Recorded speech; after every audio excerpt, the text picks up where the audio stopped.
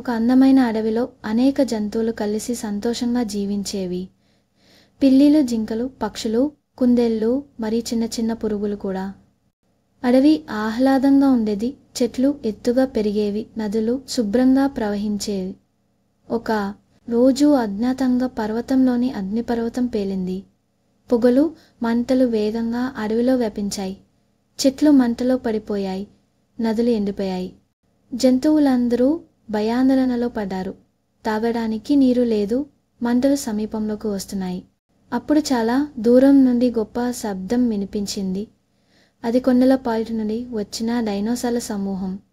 అవి ఎంత పెద్దవైనా హృదయం మాత్రం ఎంత మృదువైంది. నాయకుడు డినో అన్నాడు, భయపడకండి, మేము మీకు సహాయం చేస్తాం. డైనోసార్లు కలిసి పనిచేశారు. కొందరు పెద్ద బోతులు తవ్వి మంటలు అడవిలోకి రాకుండా అడ్డుకున్నారు. మరికొందరు పెద్ద ఆకులతో దూరంలోని సరస్సు నుండి నీటిని తీసుకువచ్చి జంతువులకు తాగేందుకు ఇచ్చారు. వారు ప్రతి జంతువును రక్షించి జాగ్రత్తగా చూసుకున్నారు. గంటల తరువాత మంటలు ఆగిపోయాయి.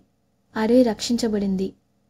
జంతువులందరూ డైనోసార్లకు కృతజ్ఞతలు తెలిపారు.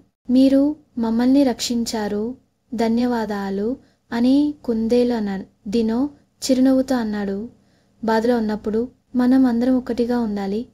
నీతి, ధైర్యం, సమిష్టి శ్రమ మరియు దయతో ఎలాంటి ప్రమాదాన్నైనా జయించవచ్చు. మనసున్నవాడు ఎప్పుడు సహాయం చేస్తాడు.